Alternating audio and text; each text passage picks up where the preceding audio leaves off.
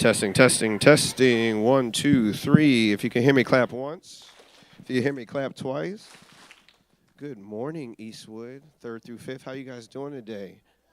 Good. And I want to welcome everyone joining online, all the schools across Norwalk, La Mirada. Welcome to Eastwood and our live stream event this morning. We're humbly and honored to have you guys and be your hosts for today. We have some special guests in the room. Everyone, just turn your heads real quickly.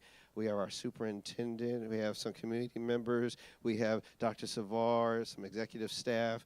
Turn your heads over here this way. Mr. Ernesto Centeno's been helping. Turn your heads this way. We have some IT department people that have been helping. So give them a round of applause for all they've done for today. Esteemed guests, thank you guys for coming and participating in this event today. I have some people that I would like to introduce. We have a very special author that's coming to read to us today, but I have a couple people I want to introduce before that. So first off, give a round of applause for Pastor Jack Miranda.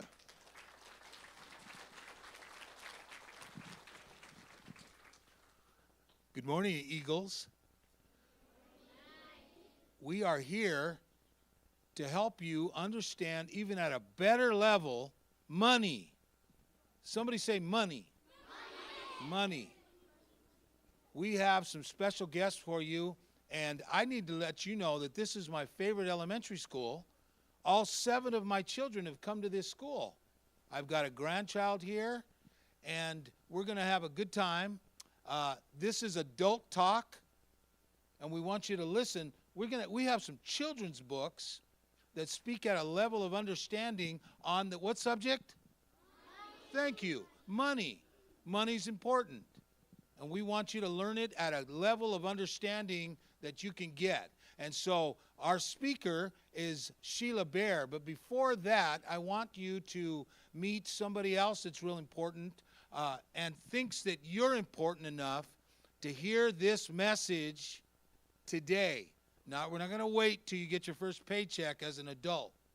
We want you to get this today. So please be good listeners. And if you have questions, there's going to be a time where principal will be able to line you up and say, who has a question? And you'll be able to answer the questions. Okay? So good morning. Thank you for being here. And I'm going to introduce you to somebody very important to me. Her name's Faith Bautista. And she has a big heart for children and for people who need a better understanding of money. And so I'm going to let her introduce our guests. So do you know how to clap and welcome somebody? Yeah. Clap and welcome Faith Bautista. Thank you, Pastor Jack. Good morning. You know, when I was a little girl like you, I did not have any toys. I did not even have shoes like you guys. I didn't have dolls. My sister was making me a doll. But I was a happy child because I had loving parents and I have friends that loves me. So, I get goosebumps. You are so blessed. You're so blessed because you have beautiful clothes. Look at that clothes. You got beautiful shoes and you have this beautiful school. And today, you're another blessed day because a very, very important person. Do you know that she was the number 2 very important person in the world? Wow. So you listen to her, because if I would have had her at your age, I don't know what I'm gonna be, but I'm very happy now. It's how I treated my life. So what I want you guys to do today is really understand what she'll be teaching you, because this is an opportunity that you will be this person that I'm going to be introducing. He is an executive vice president. Wow. You know what that means? What's executive? sounds influential, sounds rich, sounds intelligent. But Stan worked very, very hard also. I don't know if he was like me when he was growing up, but because he studied money, he studied education, and he followed the rules, he did not cheat, he became an executive of a big bank. Do you guys know banks? Yeah, you will learn more about that bank. So let me introduce to you a good friend, a big heart, and I want you to say thank you to him because their bank and Stan Ivy himself has a big heart. So Mr. Stan Ivy?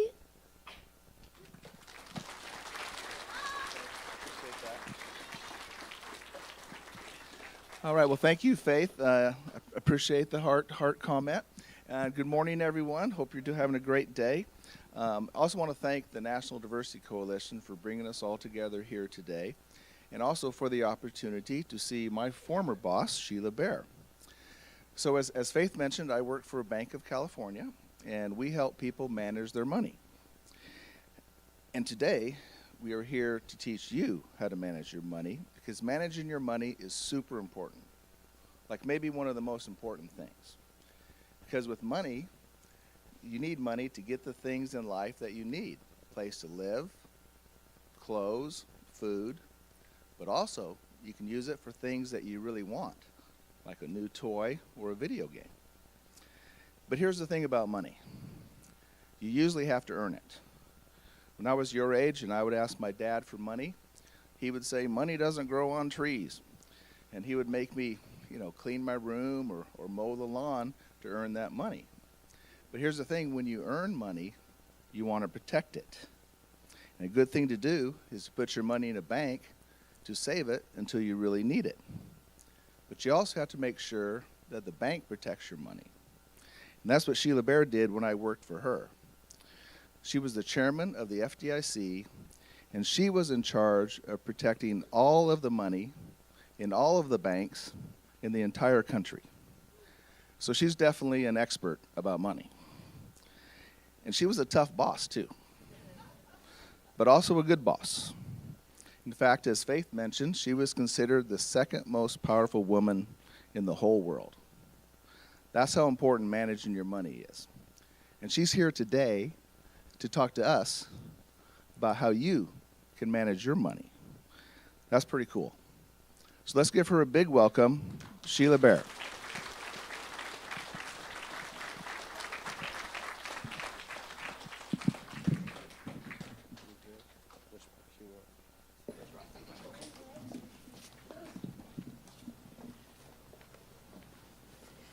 Well, thank you for those very kind introductions. It's great being here with you today. As Stan indicated, I'm the former chair of the Federal Deposit Insurance Corporation, and back then my job was to keep money safe that people had put into banks. And usually banks do a very good job taking care of your money and keeping it safe, but every once in a while they may make mistakes, and that's why it's important for the FDIC to be there, to make sure you can always have access to the money you've put in banks. How many of you have been to a bank? Yeah, most of you. Okay, how many of you have bank accounts? You do? Okay, close enough. Well, I'm sure your families at least do it. And sometimes children have savings accounts. There are a lot of banks that offer special savings accounts for children for those small balances. The FDIC guarantee, though, that the level of money that we protect isn't unlimited. There's something called an insurance cap. Does anybody know what the maximum amount is that the FDIC will protect? Yeah. You want to take anybody want to take a guess? Sure. What's your guess? 100,000? 500 million. What's your guess? 500K. 500K. That's a good guess. Yeah. Oh, there she is. Yep, that's it. 250,000. Per account. Yay! Very good, because that's important too for households to always stay below the insured deposit cap. And most of us don't have anywhere that amount. It would be nice to have more than $250,000 to put in a bank. But for most people, that's sufficient. And then but you can put money in different banks if you need more coverage than that. There are other ways. So banks are one of the safest places to put your money. And it's important to keep your money safe because you need money, right? What do you need money for? Yeah.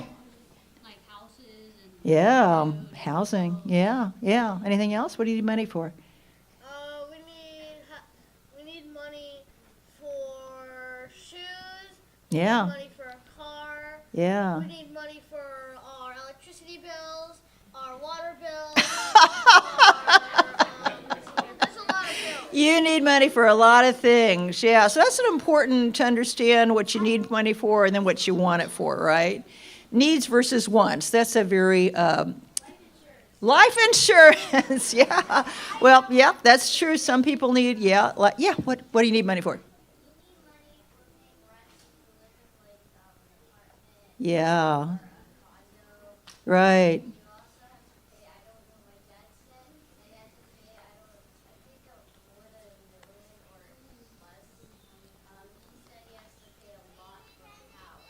You need money, yeah, so housing, food, transportation, utilities, electricity, Wi-Fi probably. Lots of things you need money for, just for the basics of living. And then there are things, maybe you want, right? Like toys, games, that kind of thing. So needs and wants, those are two different things. And it's always important to make sure you have enough money to cover your needs. And also to save a little money, too. It's important to save. And that's what my first book is about, Rock and the Savings Shock. It's about the importance of saving money, and through something called compounding, which is a magical math idea that we don't need to get into the math complications. But through compounding, if you save money regularly and start early, your money will go really, really, really, really large. So this is my very first book. It came out in 2006 because now, I kept people's money safe when I was chair of the FDIC, and now I try to help people keep their money safe by providing education for young children. I think it's important for you to start learning about money at an early age, right? Because you get money. First book, so it's called Rock, and the Savings Shock. This is the tale of Rock and Brock, twins as different as ball and block. Rock ate good food, Brock gobbled junk. Rock liked to bathe, and Brock kind of stunk. Rock studied hard while Brock watched TV. Rock rose at dawn, Brock slept till 3. Rock was nearly a perfect guy, but here's the thing, he loved to buy.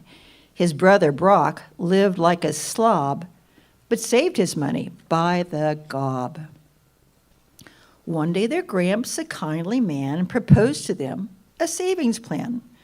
For 10 straight weeks, each Saturday, I'll give you each $1 pay.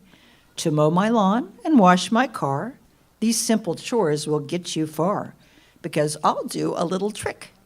Each buck you save, I'll match it quick. Spend it, there's no extra dough. So save your cash and watch it grow. Then Gramps paid out, true to his word, $1 to each, and here's what occurred. Brock saved his, but Rock's mind was stuck on what he could buy with his crisp new buck. Right away, he ran to the mall and bought a moose head for his wall. Yeah, an inflatable moose head, go figure. For $1, yeah, it's a dollar store. The next week, Gramps gave out more bread, $1 each, just as he said. Rock had one, Brock now had 2. Brock saved his dough, Rock wanted to, but couldn't resist the urge to buy a giant wind-up tsetse fly. Well, there you go, he's buying more junky stuff at the dollar store. He's not saving it. The third week, Gramps paid out some more. He matched Brock's 2 bills up to 4. It's getting bigger and bigger. Every week it's doubling because he's saving it all. Rock got one because he had no savings. Still, he gave in to spending cravings. After all, what can a guy do with half price off on green hair goo? On week 4, Brock's dough redoubled. 4 to 8, Rock was befuddled. Rock got $1, which he promptly spent on wax fangs tasting like peppermint. Is there anything sillier that this kid won't buy?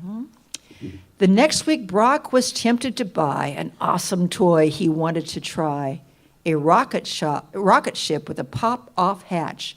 But if he bought it, he'd lose his match.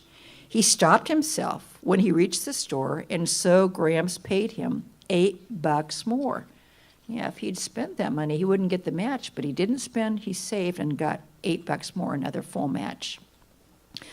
With nada for savings, yep, Rock got just one. He bought some broccoli-flavored gum. Yeah, what is up with this kid? Yeah. Gramps paid out from summer to fall, while Brock saved his. Rock spent it all. He found toys for a dime at a yard sale, a car with 3 wheels, a polka dot snail. He bought such bargains with his cash, clown ears, fruit hat, a big mustache. Soon, Rock, the neater of the boys, found himself waist-deep in toys. Look at all that junk he's wasted his money on. But Brock's cash grew and grew and grew, 8, then 16, then 32. His pile of bucks became so great he had to store them in a crate.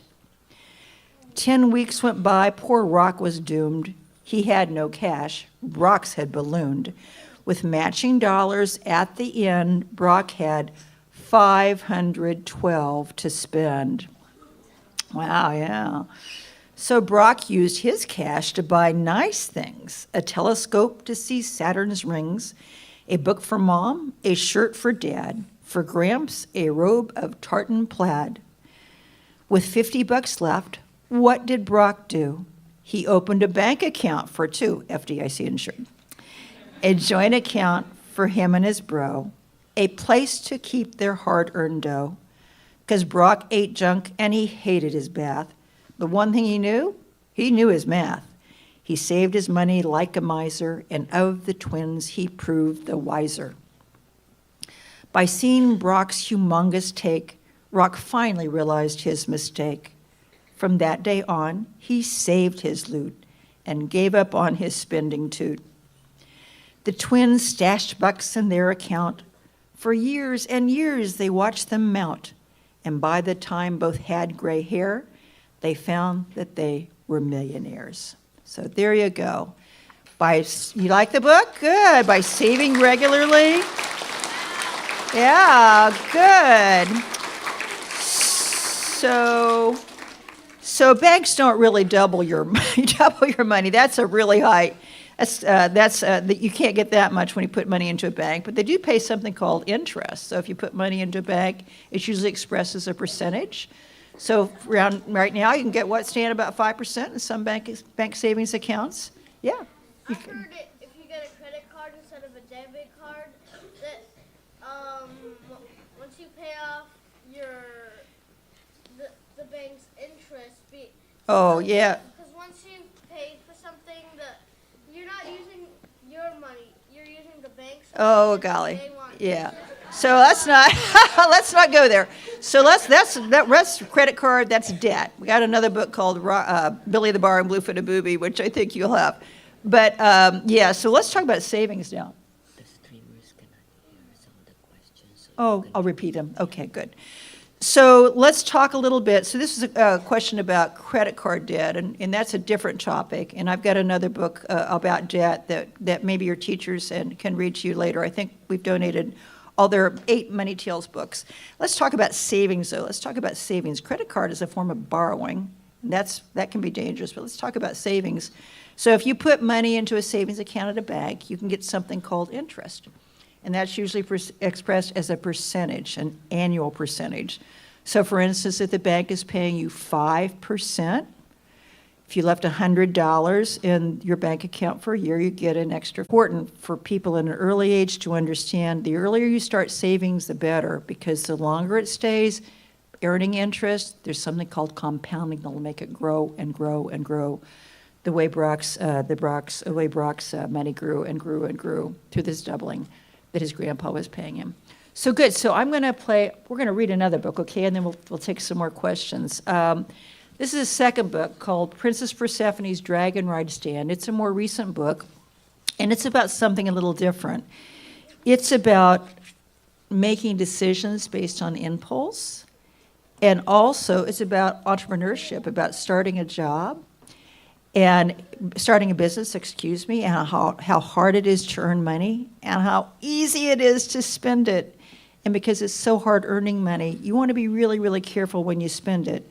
And the heroine in this story was not so smart about spending her money. So let's read this story and see what happens. Princess Persephone's Dragon Ride Stand. A princess named Persephone Tweed lived on the far moon of Ganymede with her dad King Harris and Dragon Spice in a castle made completely of ice. Ganymede was a cold, wintry place, orbiting Jupiter out in deep space. Everything frozen, it snowed all the time. The princess thought she'd go out of her mind. She hated her ice bed and toilet. Ooh.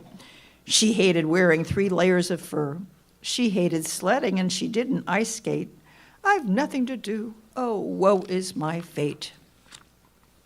She woke up one morning, bored as could be, plumped up her pillow, turned on the TV. To her surprise, she saw kids just like her, playing around at a place called Big Sur, floating on water, ice thawed by the sun. Said Persephone, that looks like fun. Beaches of Earth was the name of the show. The planet was almost all H2O. Green hills, blue seas, and 2 caps of ice. Third from the sun, the place sounded nice. Please, may I go? She begged her poor dad. If you say no, I'll be so very sad. I'm sure that distant little blue dot will make the perfect vacation spot. Yeah, she wants to go to Earth where it's warm. But Harris told her, certainly not. Rid yourself of that frivolous thought. Earth is hot and the trip is pricey. You stay here where it's nice and icy.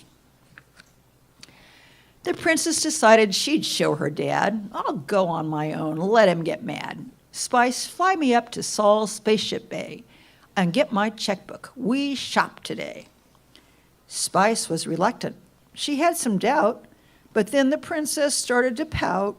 Spice took her to Saul's, where they found a cool ship, bright pink with a game room. Ooh, it was hip. The princess asked Saul, how much for this ship? He shook her hand with a firm salesman's grip. Congratulations, you are in luck. It's only 1 million Ganymede bucks. Persephone cried, 1 million, oh drat! I thought it would be much cheaper than that. I've 100,000. Oh, I'm so poor. I need to have 900,000 more. She turned to Spice, purple eyes aflash. How will we ever get that much cash? Do something, dragon, I'm counting on you, or I'll hold my breath until I turn blue. Now, she wants that space, danced a quick tap, had an idea in a snippety snap. This is the plan, and I'm not bragging. Sell rides on me, your flying pet dragon. But don't tell Harris what we're up to if he finds out we're in a hot stew. Persephone and Spice plotted and planned. The next day, they opened their dragon ride stand. That's pretty cool, isn't it? I'd pay for a dragon ride. Moms with their kids passed by them all day. They looked, they lingered, but no one would pay. What's wrong? The princess cried in a huff. I never thought this would be so tough. Why won't they buy? She asked in a tizzy. I'm so upset, I'm feeling quite dizzy. Yeah, but look how much she's charging, $100,000 Ganymede dollars a ticket? That's a lot, isn't it? Spice shrugged and donned her magic thought cap. She cartwheeled into Persephone's lap and figured it out in a snippety snap. I've got it, princess, we're charging too much. Your sign says 100,000 bucks. That price for most folks is way too high. Charge 10,000 and see if they buy. They slashed the price by 90% and sold 10 tickets. Quite an event. 100,000 bucks was their take. with 800,000 left to make. She's still got a long ways to go to get that million, doesn't she? That night, the princess cried in despair, "We need more money. It's so unfair. How will ever I buy my pink ship?" She sighed a deep sigh and stuck out her lip. So Spice put on her magic thought cap. She stood on her head and made her wings flap, had this to say in a snippety snap. "Offer 2 rides, give a third for free. Then we'll sell lots more tickets, you'll see. Ganymede moms will love this promotion. 3 for 2 will cause quite a commotion." 20 tickets they sold the next day. 10 bonus rides they gave clean away. $200,000 was their take, with 600,000 left to make. Okay, she's whittling it down, but still has 600,000 to go. Still the princess was sad and blue. "Oh, dragon, whatever shall we do? I can't ask my dad, we're in a jam. We need 600,000 more clams." Exhausted, Spice got her magic thought cap. She sat down and gave her face a hard slap, then spoke these words in a snippety snap. 30 rides and I'm ready for bed. We can't sell more, my wings feel like lead. But why don't we just offer instead kids' names and smoke in the sky overhead?" That's an interesting idea. Skywriting names was quite an endeavor, and the next day they made the most cash ever.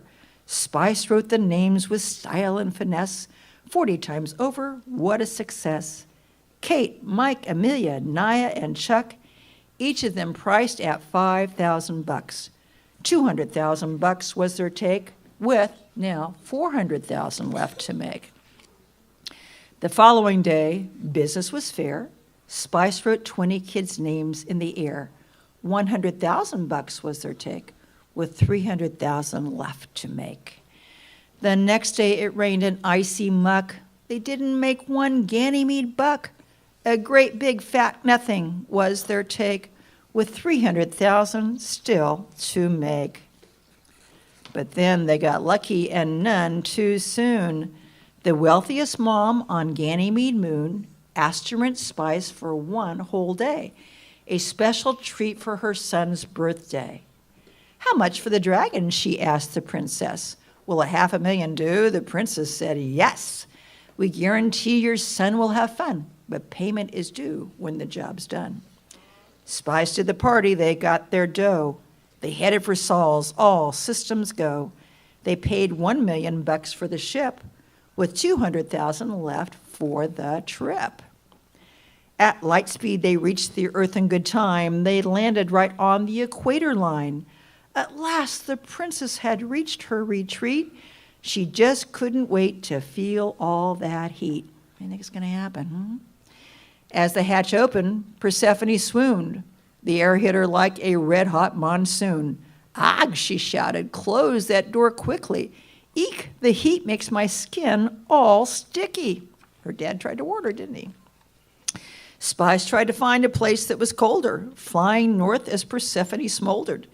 Even the Arctic's ice, white and gleamy, Persephone found far, far too steamy. So there they are. On their beach blankets, it's still too hot for her on Antarctica. "I want to go home," was her command. So back they went to Ganymede land. Safe at the castle, they fell into bed. Spice with her cap still snug on her head. Spice woke up at dawn to Persephone's call. She went to her room at the end of the hall. She found her in bed, the TV set blaring, eating a breakfast of frozen white herring. "Oh, Spice," wailed the princess, "what a dumb trip. $1 million gone on that pricey pink ship. I worked so hard and I've nothing to show but a red sunburn from my head to my toes." "There, there," said the dragon. "Please don't pout. At least the king didn't find us out. But next time you buy, please think it through to make sure it's really right for you." "Okay," said the princess, wiping her eyes. "I'll be extra careful with my future buys." She sat up and smoothed her sheets of pink flannel and decided she'd watch the Business Channel.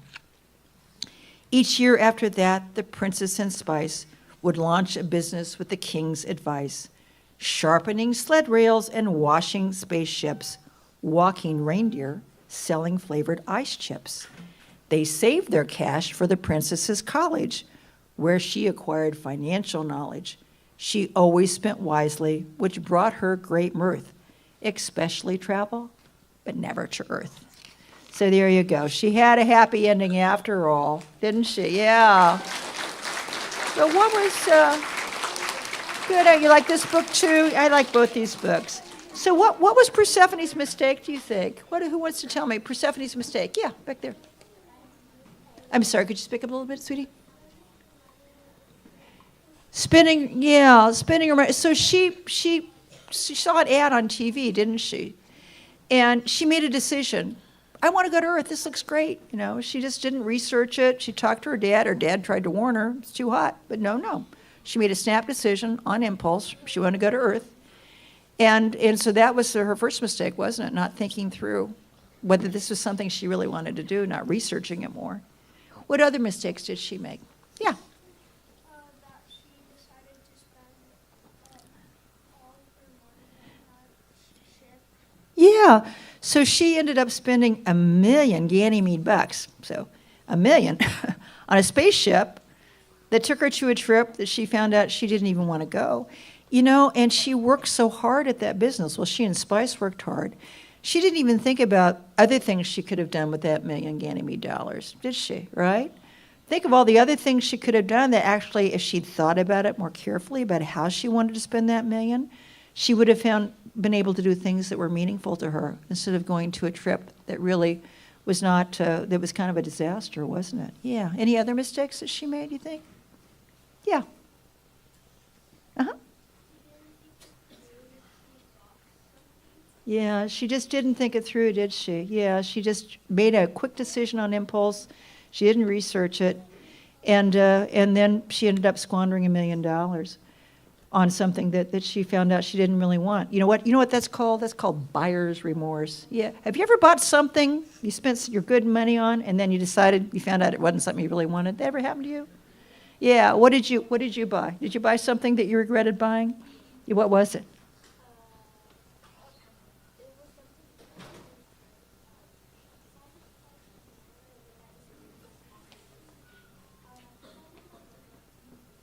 Roblox? Yeah. Yeah, Roblox. So she answered, she bought something on Roblox. So let me warn you about Roblox. Roblox is made to help, it kind of encourages kids to buy quickly without thinking it through. So I'd be careful with Roblox, but that's good. Thank you for providing an example. Anybody else ever buy something they regretted buying? Yeah? Yeah. You speak up if you could. Yeah, please, yeah. Do we have a mic that we could, is there another mic that the children could use? Or they could come up here, I guess. They're gonna have to come up. Okay. What? You bought a creepy toy? Yeah, I hear that a lot, when I ask that question to students when I do my readings. Yeah, the toys that maybe they saw an ad, and then when they actually got it, it was kind of creepy. Or it was cheap, it fell apart, it didn't work. Yeah, did you buy something that you regretted buying? What did you spend it on what? Fortnite. Oh, boy. So, you got to be really careful on the internet. You need to really be careful on the internet. The internet makes it really easy to buy what's called on impulse, making a snap decision, not thinking it through, not thinking about what else you could spend your money on that might be more valuable. So I can ask if anyone has some questions, we can call up and they can come to the mic. Okay, good. So let's, we're going to, since the acoustics are hard and we've got some students watching remotely, when you have questions or comments, could you come up here and speak on the microphone? That would be So, great. Teachers, could you pick at least one from your class? So your teachers will select one. That way they can ask the question. They can come over to me, and then Miss Bair will answer them, and then we'll be wrapping up shortly after that. So quickly, if your teacher selected you, come on over here. So 1, 2, 3, 4, 5. Is that all? Okay. You have your question ready? All right. Shh. tell everyone who you are. So hold on. I'm going to ask, what's your name? You're going to tell me who you are and then your question. Okay? Who are you? I'm Juliet Wilson. And what is your question? On how you made the books and why you made them. So the question is why you made the books and how you made the books. Okay, you go back. She got it. So I wrote the books, actually. My first book, which I read to you, Rock and Brock, came out in 2006, so I've been at this for a while. And I wrote the books because when I was your age, I wanted to be a writer. And throughout most of my career, I wrote grown-up things about finance and money because most of my career has been spent with finance and money. But later in my life, I thought, I would like to try to write some fiction, but stories that have important lessons about money in them. And when I started, I was a mother with young children, and we would always love reading picture books to our children aloud at night. And I thought, wouldn't picture books be a wonderful way to help kids understand about money? Because it combines the words with the pictures, and I think that's a really powerful way to tell stories. And then picture books are read at home with the adults in the family too, and they might learn a little something too, because there are a lot of adults in this country who still struggle with understanding how to handle money and not lose money unnecessarily through things like impulse buying or not spending all their money and not saving some of it. So that's what inspired it. And I hope you enjoy it. And I think we've got some enough copies that maybe some of you can take the books home too. Yeah, good question. What is your name I'm Allison Gracia. and what is your question? When were both of the books published? So the first one came out in 2006, and actually there are 8 books total, and the last 2 came out in October. One's called Money Wizards, and one's called Daisy Bubble. Money Wizards is about inflation. That's a little bit of a different theme. Do you know what inflation is? Raise your hands if you know what inflation is. Yeah, so inflation's tough, isn't it? That's when prices for just about everything go up. And it's been really bad, like, with housing and food, and there are ways. So I thought it was important for children and their families to understand some of the basic drivers around inflation. So that just came out in October. All right, next student. What is your name? What is your question? My name is Imogen Baker, and my question is, why do your books rhyme? Oh, well, I love rhyme. I think wordplay is fun, and I think wordplay and rhyme makes the story more interesting. And my children, again, I was inspired by what my children really responded to when they were young. And we started with Dr. Seuss. I'm sure a lot of you have read Dr. Seuss books. And then later, Jack Perlutsky, Shel Silverstein. There's some wonderful writers for children that use rhyming verse to tell stories and entertain. So I like it a lot. Not all of them. Isabel's Car Wash, actually, is the one book that's not in rhyme. But people, the feedback I get from families and their children is they really like the rhyming words. Good question. And you are? Sheila D. Uh-huh. What inspired you to write fiction books? Yeah, so I think fiction is fun. When I was your age, I wanted to be a science fiction writer. Well, that didn't work out very well. It's hard, it's really hard. I think if any of you want to be writers, it's wonderful. It is very hard to make a living as a writer. I don't do this for income. I have other jobs that I do where I earn my income, I earn my living. And I found that early on that it was very hard to make a living as a writer. So I became a lawyer and pursued a different career, but I've always liked to write. And when I got older, I thought, fiction would be so much fun to tell stories. And I still think sometimes maybe I'll just write a science fiction book that's not even about money, just some fun book. But, fiction's nice because you can kind of let your imagination go wild. And but there's also nonfiction in the back of these books when you read them. There is nonfiction information at the back that you can read with your folks or with your teachers that will help you understand more about what's going on in the story. And you are? I'm Camila Sanchez, and were you worried if children would like your books when you published it? What I was worried with the children? Oh, yes, I was terrified nobody would like my books. That's hard, when you're an author, you kind of put yourself out there, and here's my book. I hope you enjoy it, but you get judged and evaluated, and that's fine. But yeah, no, I think all writers worry about whether readers will like their books and whether you were successful in communicating the ideas that you wanted to communicate in a way that the reader found entertaining and enjoyable. Yeah. Our last question of the hour. You want to tell us who you are and your question? I'm Lily Hobart, and my question is, what inspired you to make a book? Yeah, so I think, most of my life I've spent in jobs as a federal regulator, as one who tries to oversee the industry that provides banking services and other types of services around money. And most of the people in that industry are good people trying to do the right thing. But there are some bad people too that want your money, that will try to scam you or take your money or get you to spend money on things you don't really want. And then there are even quite legal things that are provided that, when used correctly, can be helpful, but if used poorly, can really be harmful to families and their financial stability. Borrowing is one big problem. Borrowing more money than you can afford to pay back, and that really gets a lot of people into trouble. And I have another book called Billy the Borrowing Blue-Footed Booby that's about overborrowing. But the point is, throughout my career, I've seen how the kind of heartache that is caused when people run into financial trouble. And that's really what inspired me to try to help. I think good laws that protect consumers are important, but also people need to know how to protect themselves too.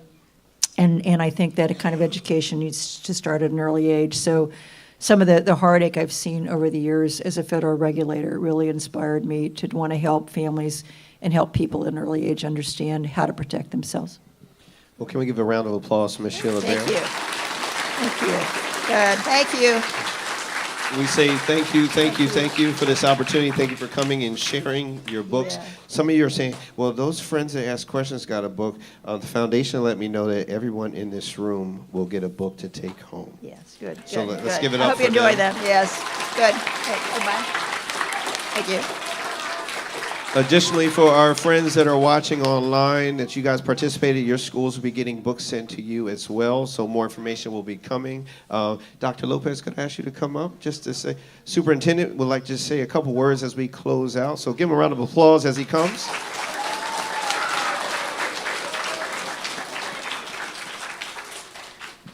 Thank you, Mr. Ramsey. And Sheila, thank you very much for coming and sharing just knowledgeable information that we as students, or we as educators, want you as students to keep in mind as you progress in your life, right? And the importance of financial literacy. And thank you for the schools and the classmates of your classmates and at other schools that are joining us from throughout the district. So students, did we enjoy today?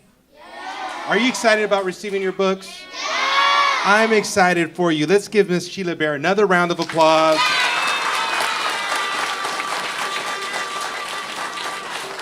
And I am curious from one of you, think about this question.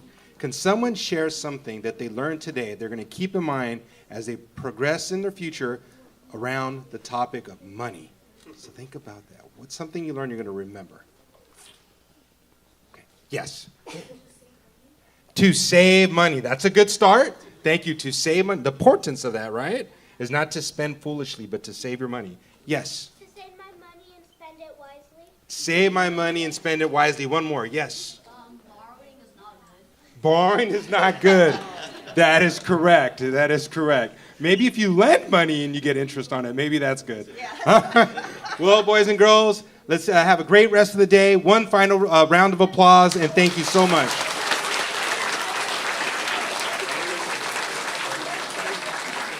Sure. All right, so before we dismiss, Ms. Sheila, if you would turn your chair around, they want to take a picture, so Good. yeah, with the group, so I will get my camera ready. Y'all just smile bright, no silly faces. I guess. I got you right there. No, that's perfect.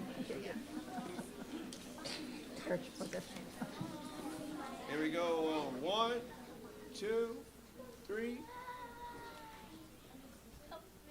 All right, everybody give me a thumbs up for money. Money channel, There we go, there we go. Thank you guys so much. Give them one more round of applause for our production team.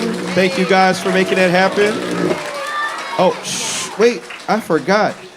Our Mr. Joseph and his team came and helped out, so we want to really give a big round of applause for him.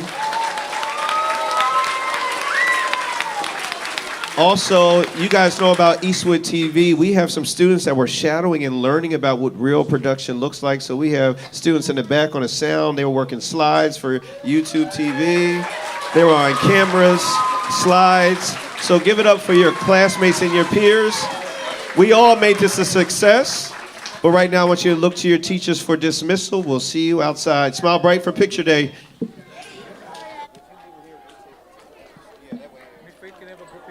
Okay, let's have a group picture with Stan.